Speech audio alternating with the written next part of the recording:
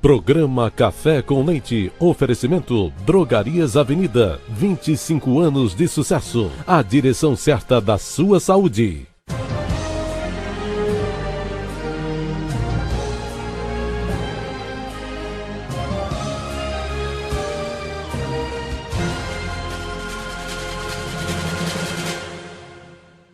Boa noite. Ela é juíza federal do trabalho na 13ª Região, Estado da Paraíba. Master em Relações Trabalhistas e Direito Social pela Universidade Castilha-La Mancha. Especialista em Teoria Crítica dos Direitos Humanos pela Universidade Pablo de Olavide, Espanha. Estou falando aqui da doutora Hermenegilda Leite Machado, que hoje vem aqui conversar com a gente. Doutora, por favor. Boa noite, seja bem-vinda. Com o apoio cultural das Drogarias Avenida e jeans.com está no ar o programa Café com Leite. A jeans.com, que tem os mais elegantes modelos em jeans e modinha, agora está cuidando dos seus pés, fabricando e distribuindo as marcas Piselli, Luma Choice e Kemper, com preços especiais para revendedores e pagamento em até 5 vezes sem juros no cartão. Inovação e qualidade para você se sentir bem. Rua São Pedro 764 Centro, Juazeiro do Norte, telefone 3512-6565.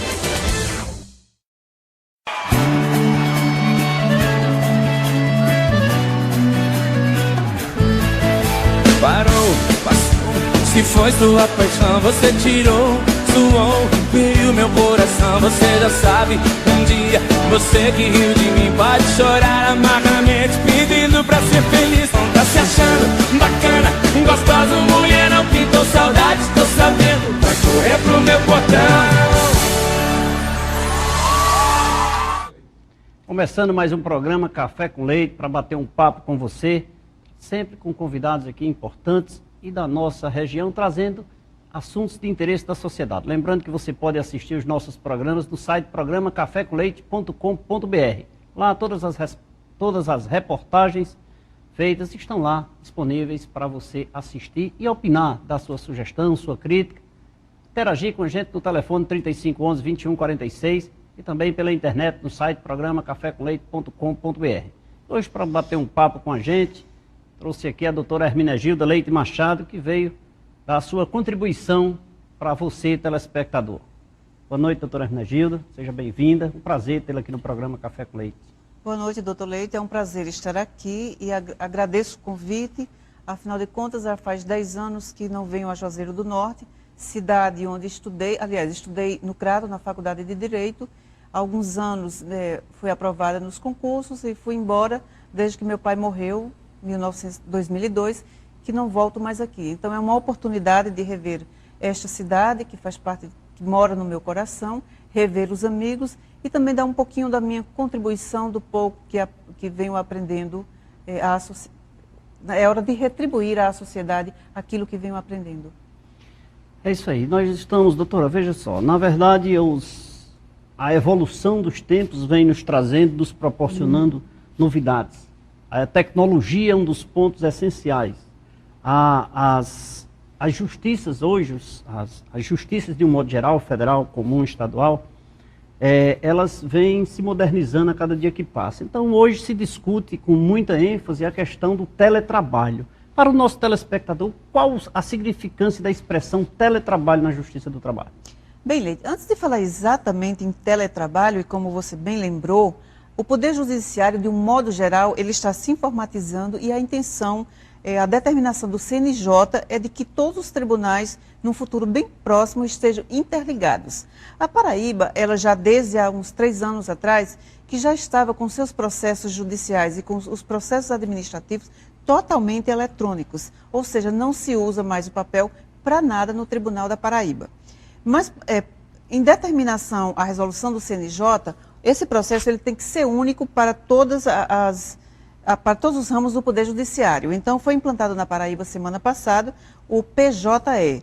E com isso quer dizer que desde aqui, ou mesmo antes desse PJE lá na Paraíba, quando instalamos o processo eletrônico há uns 3 anos atrás, 3, 4 anos, todos os advogados já poderiam participar desde aqui, desde qualquer lugar do país ou de qualquer lugar do planeta, desde que ele tenha acesso remoto à plataforma do tribunal, então ele poderia enviar suas petições, poderia acompanhar seus prazos processuais e poderia fazer tudo desde longe, ou seja, o advogado em si, em relação à Paraíba, já estava fazendo teletrabalho já há quase 4 anos. Então, e na área privada, já existia o teletrabalho? Existia. Existia, mas era como o quê? Era o trabalho à distância. É esse o termo teletrabalho, quer dizer isso.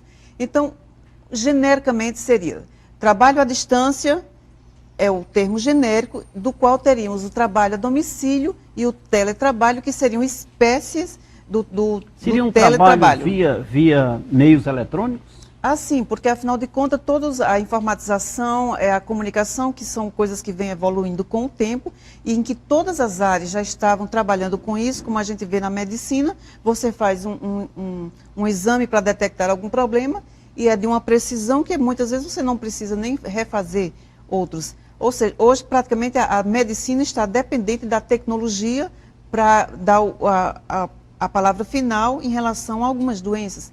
E eu falo medicina, mas também todas as áreas humanas já estavam bem avançadas com o uso da tecnologia. O Poder Judiciário era que ainda estava atrás. E quando eu falo em relações de trabalho, aí eu parto para o mundo privado e parto para as relações de trabalho, para o mundo do trabalho, e ela já vinha ocorrendo o quê? O trabalho à distância. O trabalho a domicílio, que é uma figura que existe na nossa CLT desde o ano de 1943, quando a CLT foi publicada.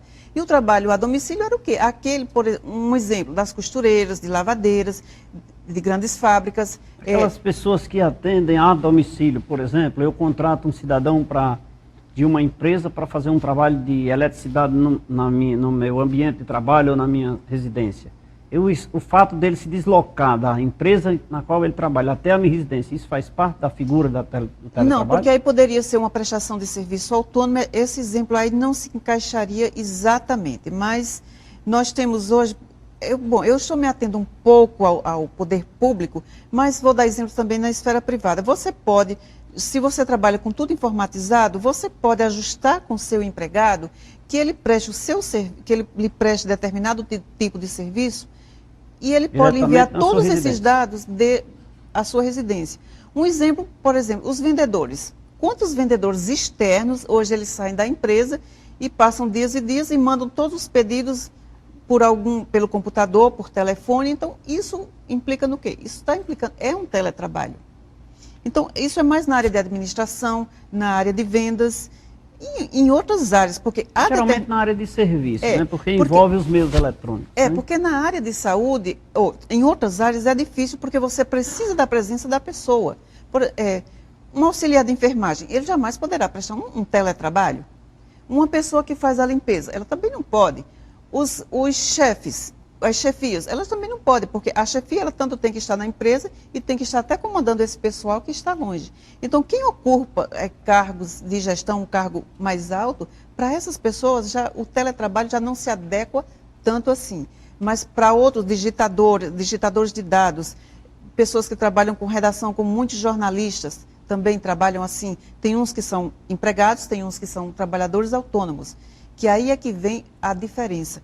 No ano passado, nós tivemos a edição da Lei 12.551, de 15 de dezembro de 2011, vai fazer um ano agora, foi publicada no Diário Oficial do dia 16.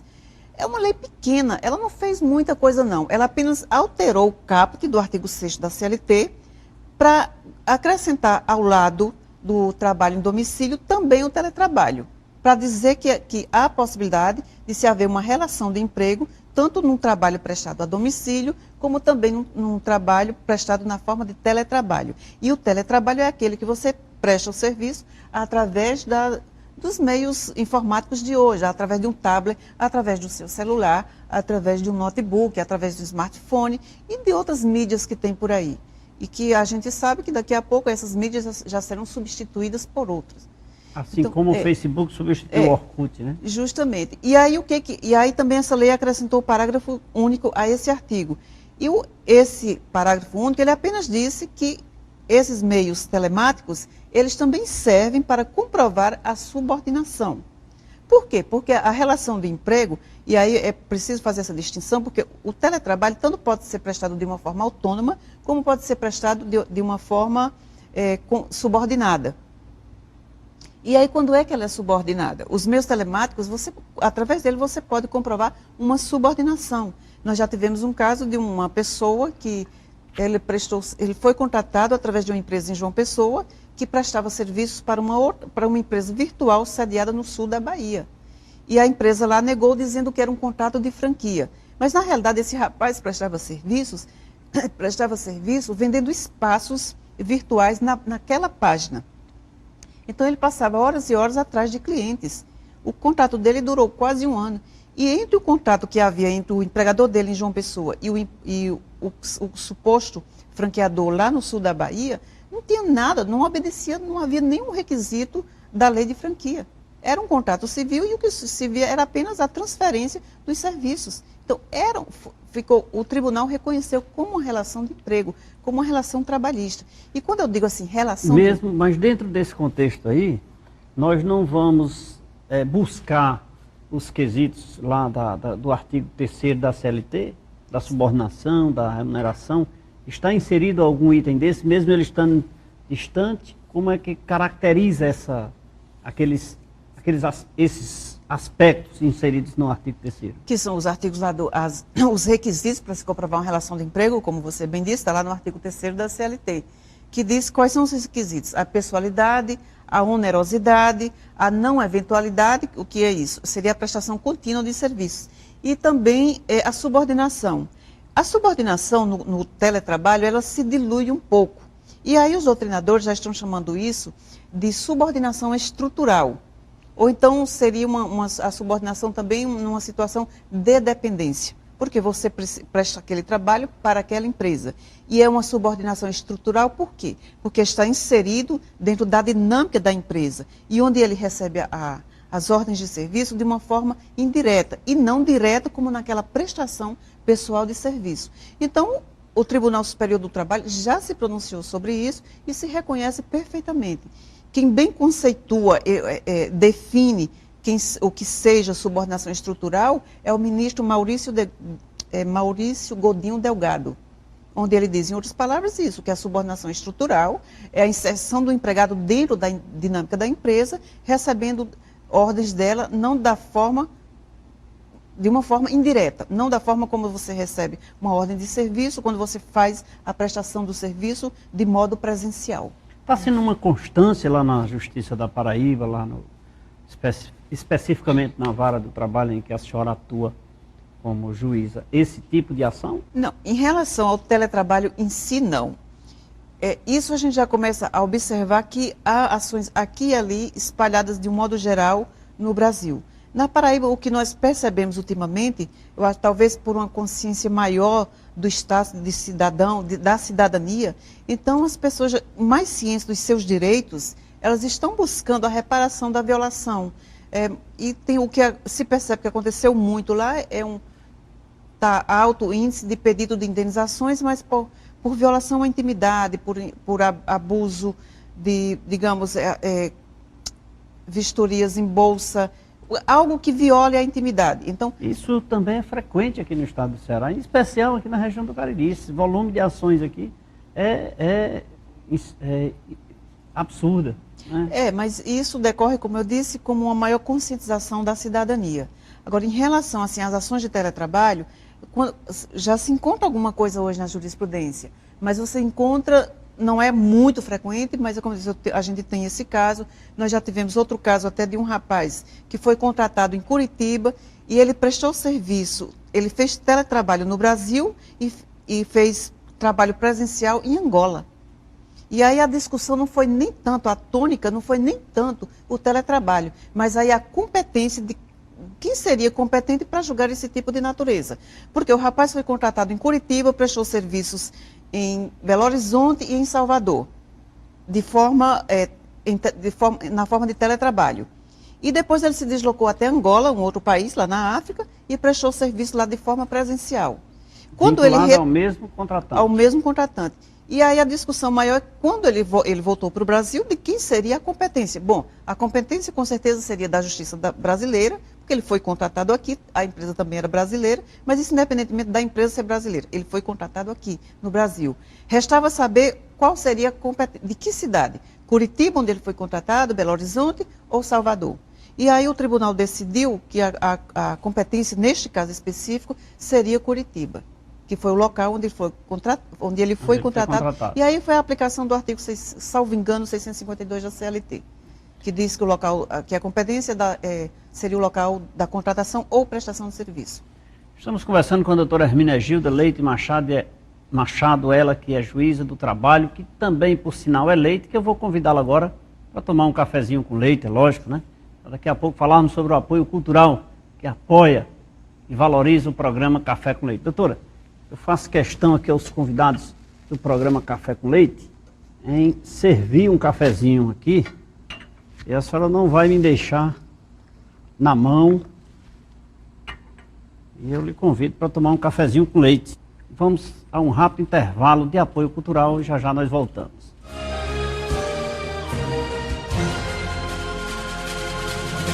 Estamos de volta com o programa Café com Leite nesse segundo bloco.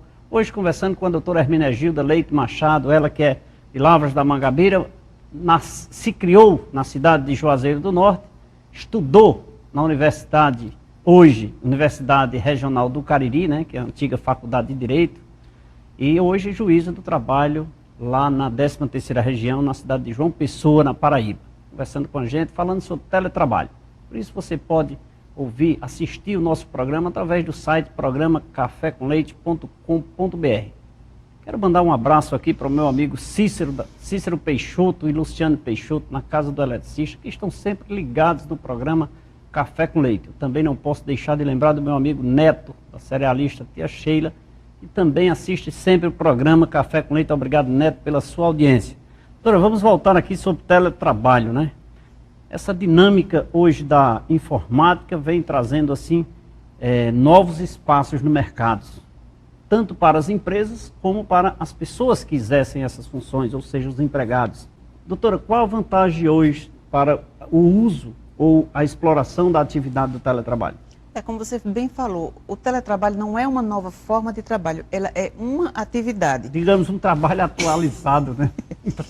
Não, é um trabalho dinâmico, um trabalho moderno, um trabalho tecnológico. Aí eu sei que o conceito vai ser sempre aquele que eu falei no começo, que seria o quê? Seria um trabalho realizado à distância através dos meios tecnológicos. Então, as vantagens, aí tanto o empregador quanto o empregado, eles têm vantagens, também têm suas desvantagens. E as vantagens quais seriam para o empregador? A primeira coisa para ele seria a redução de custos, porque ele pode economizar com espaço, com energia, com a água e com outro tipo de material. E aí, o que ele muitas vezes pode perder em si seria o controle da produtividade, mas isso aí é uma coisa que já faz parte da desvantagem. E para o empregado? Para o empregado teria outras vantagens, porque ele pode dispor de mais tempo para participar, para conviver com sua família, para si e para conviver com sua família, porque ele vai fazer o seu horário de trabalho. Tanto é que no teletrabalho dificilmente alguém consegue comprovar, a jurisprudência ainda não tem reconhecido o trabalho extra, porque ele está à distância e não há como se controlar essa jornada de trabalho. Mas eu vou inserir uma pergunta dentro desse contexto da sua resposta. Doutor Leite, eu apenas para eu não perder o foco, porque eu estava falando em vantagens e desvantagens, e logo a gente volta a falar nesse ponto aí. Então, as vantagens seriam uma maior disponibilidade do seu tempo, seria também uma economia de tempo no deslocamento casa-trabalho, que a gente sabe hoje que as grandes cidades, pelo que eu vi aqui de Juazeiro do Norte, o problema da mobilidade urbana, o número de transportes na rua, de veículos, e isso não deixa de gerar um certo desconforto e muito estresse. Por quê? Porque muitas vezes percursos que antes a gente fazia em 15 minutos, hoje a gente está fazendo meia hora, 40 minutos e até uma hora. E se tem um acidente, a situação piora. Problema de estacionamento, ele também vai ter economia, ele vai ter uma melhor alimentação, porque se ele está em casa, ele pode cuidar da própria alimentação dele, o que é diferente quando você está fora de casa, que aí você come fora e a gente sabe que a qualidade não é tão boa quanto aquela que a gente faz, que a gente cuida. Então, tem essas vantagens. E desvantagem para o empregado tem também a do isolamento. Porque se ele for uma pessoa tímida, para ele vai ser uma coisa, ele ficar em casa, talvez agrave o estado de timidez dele. Quando ele vai para o trabalho, está num local presencial e ele interage com outras pessoas, isso influi nele como pessoa e ajuda a desenvolver. Uma outra desvantagem é que ele não pode, fica difícil para ele comprovar a despesa que ele está tendo com energia, com telefone. Quer dizer, aquela economia que o patrão está tendo lá, ao liberá-lo para trabalhar em casa ou onde quer que ele esteja, então essa despesa que alguém economiza numa ponta, alguém na outra ponta vai ter que gastar, vai ter que arcar com essa despesa. Então, fica difícil de comprovar, isso é só um exemplo, um tipo de gasto. E aí, se você me perguntar, e esse gasto, se você conseguir comprovar, e se o patrão ressarcir pela energia, porque fica difícil dele dizer, não, essa energia eu gastei com o meu consumo próprio e essa daqui eu gastei com o meu trabalho. Fica difícil, mas as partes podem ajustar e dizer que não, vou pagar um X, um plus, para ressarcir isso aqui, para ressarcir a energia, por exemplo. E aí você me pergunta, e esse ressarcimento, eu teria natureza quê? Salarial, indenizatória? Não, teria uma natureza indenizatória. Ela não integraria o salário, porque há uma diferença quando o patrão lhe concede alguma coisa que é pelo trabalho e quando é algo que é para o trabalho. Um exemplo, por exemplo, um executivo de uma empresa e a empresa resolve conceder um veículo para ele. Só que ele pode usar esse veículo no final de semana, nos deslocamentos particulares dele. Então, a empresa concedeu como plus, como algo a mais pelo contrato dele. Então, isso aí, o valor desse veículo vai integrar o salário, porque ele deu pelo trabalho, ele deu o veículo pelo trabalho. Agora, na hora que o patrão deu aquele veículo para o trabalho, para que ele exercesse a função dele, digamos, de vendedor. Então, você vai executar minhas vendas lá fora, é um vendedor externo, e eu vou lhe dar um veículo. E esse veículo você usa para as vendas, para a realização do trabalho. Então, essa indenização, isso que você recebe, ou pelo veículo, ou então pela indenização que ele der para ressarcir o seu veículo que ele está custeando, isso aí tem uma natureza indenizatória e ela não integra o salário. E aí, quando eu falo isso, integrar o salário, por quê? Porque integração de salário significa o quê? Como contador, você sabe disso. Vai refletir na Previdência Social, vai refletir no Fundo de Garantia, vai refletir no cálculo das férias, do 13º, todos esses cálculos. Então, aquilo que tem natureza indenizatória, não há incidência em outras verbas. Aquilo que tem natureza salarial, ela passa a integrar as outras verbas. Muito bem, vamos lá. Como contador, eu sou contador e eu quero fazer com que o meu empregado trabalhe na sua residência. Tem como ele fazer esse trabalho na sua residência? Como eu vou caracterizar a transformação desse meu contrato? Hoje ele trabalha diretamente na minha empresa. Ele executa as tarefas da minha mesa, usando o meu computador, a minha energia e etc.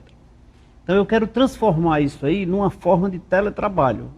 Ou seja, eu quero que ele exerça a função dele, eu quero a obrigação cumprida. Aonde ele vai fazer, que dia ele vai fazer, não me interessa. Ele tem um prazo do dia 1º ao dia 10, hipoteticamente, para cumprir aquela determinada atividade. Como eu posso caracterizar isso nos meios judiciais? Bom, que não descumpra a lei. O teletrabalho, para você ajustar um teletrabalho, é um contrato de trabalho que você ajusta como qualquer outro contrato de trabalho. Mas alguma observação? Ele pode ser verbal, ele pode ser escrito. O ideal é que ele seja escrito para que você faça inserir uma cláusula de reversibilidade. E o que seria isso? Você vai fazer uma experiência, você chama o seu empregado, faz uma experiência. Não, vamos fazer uma experiência durante tanto tempo, a ver se dá certo. Se não der certo, então a gente vai reverter a nossa situação para a situação anterior. Agora, para isso é preciso ter muito cuidado, porque qualquer alteração no contrato de trabalho tem que obedecer lá o que diz o artigo 468 da CLT. A alteração, ela tem que ter a anuência do trabalhador, do empregado, e não pode ser prejudicial a ele. Tem que ser uma alteração que seja benéfica ao empregado. O teletrabalho é um trabalho que você pode executar totalmente fora da empresa, como você pode executar em parte à distância e em parte de forma presencial. Porque você pode também ajustar com o seu empregado o seguinte: você trabalha 3 dias aqui no meu escritório e 2 dias na sua casa. Agora eu quero o trabalho assim, assim, assado. Então, isso... Mas aí precisa de um assunto, de certa forma, ainda muito delicado, porque eu preciso provar na Justiça do Trabalho que houve essa transformação e saber se há a execução da tarefa, assim, muito delicado esse ponto. Não, porque existe a questão das vantagens, que a senhora falou, e das desvantagens. Em detrimento disso, há também os prejuízos, como é que eu vou saber se é benéfico para o empregado? Porque eu vou na busca da benécia para a empresa. Mas aí, sem prejudicá-lo, é lógico. Então não pode esquecer do que diz o artigo 468 da CLT. É uma situação de sutilezas, porque você tem que ver, você tem que ajustar com ele. Naquele primeiro momento, o empregado pode dizer, não, trabalhar na minha casa vai ser mais gratificante para mim, vai ser melhor, eu tenho essas vantagens. Mas ele vai dizer hoje, oportunamente, ele vai dizer que foi obrigado, induzido a fazer aquilo. Bom, aí é você, infelizmente, como tudo na vida, é um risco. E aí é você se armar, se fazer esse contrato. Do sindicato, fazer um contrato e a anuência do sindicato. Olha, é porque a legislação, tudo que ela diz sobre o teletrabalho é isso. Foi a modificação do artigo 6º. Ela não especificou, até porque não surgiu um novo tipo de trabalho, como eu disse há pouco. É apenas uma atividade da empresa. Então, se faz parte de uma atividade da empresa e não de um novo trabalho, não precisa de uma autorregulamentação. E os riscos que você vai correr, é como se corre um risco hoje em tudo, porque não há uma resposta específica da lei e nenhuma garantia que proíba, porque o direito de ação é um direito constitucional. Se ele se acha lesado, então aí há a ver no momento de quem vai ser o ônus da prova. Agora, aí tem uma coisa que eu não falei nas desvantagens para o trabalhador, é que se ele optar, digamos que ele ajuste com o patrão dele, que a partir de então ele vai exercer um trabalho à distância, o teletrabalho, é o problema da ergonomia. Por quê? Uma das desvantagens para o trabalhador é o seguinte, é que a casa, o domicílio é algo inviolável, faz parte de sua privacidade, está lá e garantido constitucionalmente. Então ninguém pode entrar na sua casa se você não autorizar. É como, por exemplo, hoje, não há como se fiscalizar a relação doméstica, porque os fiscais não têm autoridade de entrar na casa da pessoa para ver se lá tem alguma criança trabalhando como doméstica. Que aí é uma questão já do trabalho infantil que não pode. A gente sabe na nossa cultura, infelizmente, é grande o número de meninas que são trazidas do interior para trabalhar nas casas como domésticas. E aí não temos como chegar a isso, porque a fiscalização não pode chegar e entrar na casa da pessoa. Quem exerce o teletrabalho, também não há como alguém chegar lá, e nem a empresa tem. Ela não tem como chegar lá e, não, eu vou invadir sua casa e ver como é que está. Então, isso é uma desvantagem para ambos. E também para o empregado ainda tem o fato de que se ele desenvolver alguma doença por excesso de digitação, fica difícil, até também é ruim para ele. Ele não vai ter como provar que aquela cadeira, que aquela mesa não atendia à ergonomia. Então, são as desvantagens. Bom, como em tudo na vida, tem vantagem e tem desvantagem. E essa, na minha ótica, é uma das grandes desvantagens. Agora, também lembro, o teletrabalho, ele é realizado à distância. Tudo bem, você pode executar dentro da sua casa. Você também pode executar na beira-mar, na beira da piscina, no sítio que você tenha, em qualquer lugar do planeta que você tenha acesso remoto, através das novas mídias, das novas tecnologias, ao seu centro de trabalho. Inclusive, isso aí vai afetar na legislação previdenciária quando tratamos da questão do acidente de trabalho, a característica do acidente de trabalho. Se ele está desenvolvendo as suas funções na sua residência, como é que nós vamos caracterizar esse percurso entre a sua residência e o estabelecimento de trabalho? Isso aí vai afetar a questão previdenciária. Mas antes, vamos tomar mais um cafezinho aqui no programa Café com Leite. Eu quero convidar a doutora para tomar um cafezinho que está quente. O cafezinho está quente e está gostoso aí. Ana, o café está muito gostoso. Obrigado aí, viu? Sempre presente. E Ana assistindo o programa Café com Leite, preparando esse cafezinho saboroso. Diretor, eu vou insistir, viu? Inclusive recebi 3 e-mails. Pessoas perguntando se esse café já tem nome. Eu disse, tem não. O café com leite já tem, mas esse aqui ainda não tem nome, não é isso? Mas eu quero, com o apoio cultural Jeans.com, Plano Paz e Laboratório Santé, saborear esse cafezinho aqui e ir para um rápido intervalo de apoio cultural.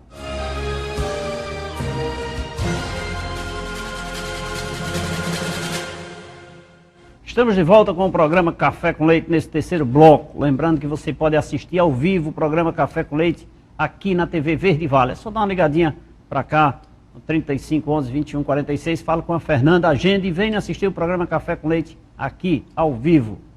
Estamos conversando aqui com a doutora Hermenegilda Leite Machado, ela que é juíza federal do trabalho na 13ª região no estado da Paraíba. Mas antes eu quero falar da Casa dos Óculos. Casa dos Óculos apoia o programa Café com Leite.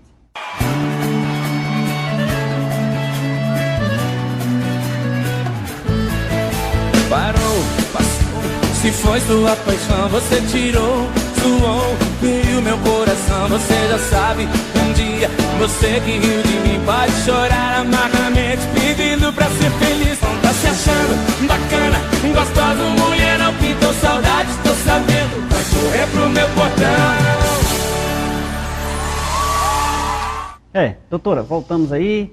Eu queria saber, uma das características, apesar de não existir ainda doutrina, jurisprudência ou lei que regule a figura do teletrabalho, eu questionei no bloco anterior a questão do acidente de trabalho. Hoje a característica do acidente de trabalho conta-se até na remoção no momento da saída da sua residência até o local do trabalho. O fato de ocorrer um acidente naquela intermediação já caracteriza o acidente de trabalho. E vamos aos benefícios da Previdência Social, a estabilidade provisória, enfim, alguns benefícios para tentar recuperar aquele acidentado. Então, e dentro do contexto do sistema teletrabalho, como é que nós podemos caracterizar? De repente ele está lá na margem da piscina, ele está na varanda da sua casa, exercendo a sua atividade, no seu computador, e de repente a cadeira quebrou, ele caiu, enfim. Como nós podemos provar perante ele? Bom, primeiro só quero novamente esclarecer, porque você há pouco falou que o teletrabalho não está regulamentado.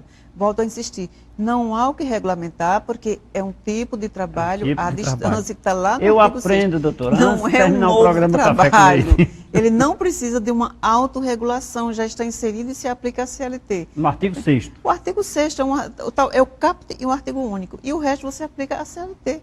Agora, quanto à sua pergunta, objetivamente falando, não é uma resposta em si, porque, como eu disse, essa é uma das desvantagens para o empregado.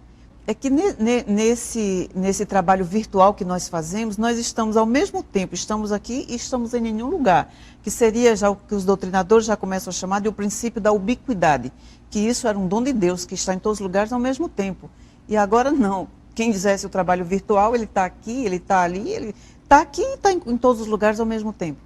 Então, voltando à sua pergunta, como comprovar isso? É difícil. É uma das desvantagens para o trabalhador, é justamente essa. Porque é muito difícil que ele comprove. Agora, se ele conseguir comprovar que aquele acidente ocorreu na hora em que ele estava prestando serviço para o empregador, aí vai ser preciso entrar na justiça, vai ser preciso perícia e fazer uma boa prova, porque não é só a perícia que vai dizer que aquele acidente ocorreu em desfavor ou por conta de trabalho que ele prestava ao empregador.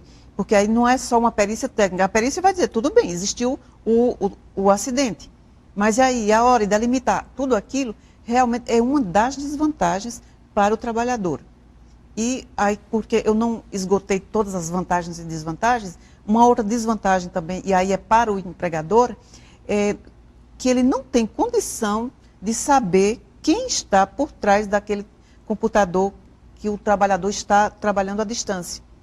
Isso aí, porque ainda que ele tenha a identidade lá do computador, e ele veja que alguém está lá trabalhando, mas ele não está vendo quem. E esse não saber quem é, poderá estar uma pessoa ali que vai estar entrando nos segredos da empresa, no segredo comercial, segredos técnicos, industriais, e isso é um risco muito grande. Bom, mas é como eu disse no começo, tudo na vida é um risco.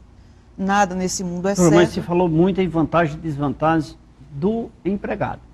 Falei também essa do trabalhador. Mas eu quero mais do empregador. Quais são as desvantagens? Porque o assunto me interessou, inclusive, porque na minha própria empresa de contabilidade, eu quero ver se eu implanto esse sistema inserido no artigo 6º, eu não vou mais esquecer. Eu costumo dizer que é vivendo e aprendendo. Então, eu não vou mais esquecer e vou arranjar uma forma de inserir esse sistema teletrabalho. Mas aquilo que é vantagem para você é desvantagem para o trabalhador. Por exemplo, redução de custos é uma vantagem para o empregador, mas para o trabalhador, a não ser que empregador e empregado ajustem um pagamento de um plus para ressarcir algo a mais que ele vai dar. O empregador também poderá dar todas as ferramentas virtuais, o computador, um tablet, um smartphone, essas mídias. Mas como dito agora, no início, aí a desvantagem é essa. A desvantagem é de você não saber quem está manuseando, quem está entrando, tendo acesso à sua empresa. Você não sabe. Você pode... fragilizando as suas informações. Fragiliza. Bom, e nesse contexto aí, os empregadores, as empresas, será que não se beneficiariam com o não pagamento de horas extras? Porque não existe forma de comprovar. Realmente, no teletrabalho fica muito difícil de se comprovar uma jornada. Eu andei pesquisando ultimamente e não encontrei nenhuma decisão reconhecendo a hora extra no teletrabalho, porque é um trabalho que está sendo feito à distância e não há como medir, embora alguns doutrinadores venham dizendo que se pode medir esse tempo pela produtividade, mas isso é uma coisa muito subjetiva. Uma produtividade, algo que eu posso fazer em 1 hora, alguém pode fazer em 8 horas. Será que uma impressão de algum documento executado naquele momento lá e o computador memorizar a data e imprimir, ele está trabalhando às 23 horas?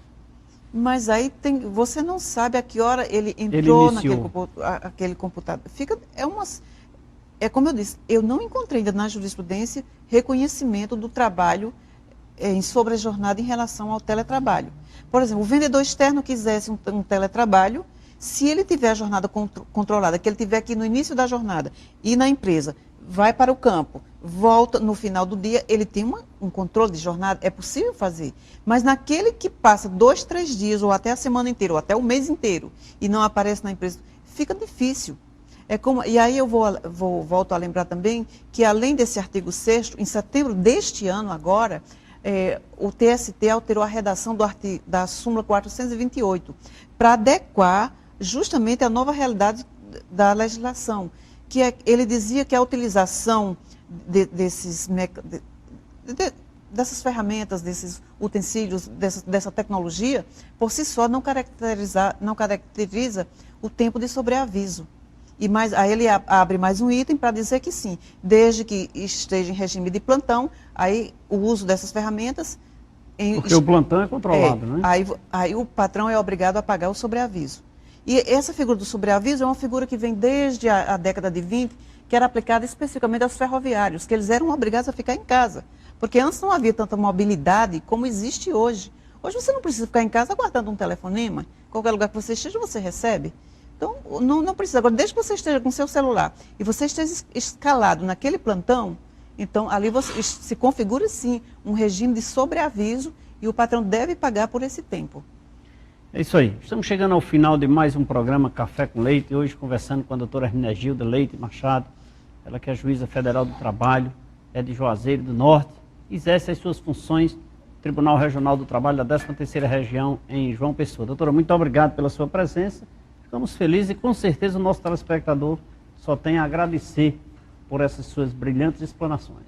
Bom, agradeço a oportunidade de estar aqui e digo que o assunto é extenso, porque além do teletrabalho, nós teríamos também, as ferramentas virtuais que hoje os trabalhadores estão usando de uma forma que não estão observando as consequências da má utilização dessas ferramentas no contrato de trabalho. Mas isso é um tema a posteriori. É isso aí, estamos chegando ao final de mais um programa Café com Leite, querendo agradecer a direção do doutor Vandinho Pereira, nosso querido diretor do programa Café com Leite, e os nossos colaboradores aí, Mr. Funk, Valmir Amorim, César, Fernanda, também aqui a nossa assistente, sempre presente no programa Café com Leite, e a Fernanda. Hoje eu queria encerrar diferente, porque apesar de todas essas formalidades hoje do nosso programa, que é uma obrigação nossa de levar a você informação do que há de melhor para você, através dos nossos convidados, eu queria dizer para você que eu me sinto muito feliz e queria que a doutora se levantasse e dizer para você que ela é minha irmã, e eu me sinto muito orgulhoso de tê-la aqui no programa Café com Leite. Obrigado. Foi um prazer estar aqui e até qualquer dia. Obrigada também.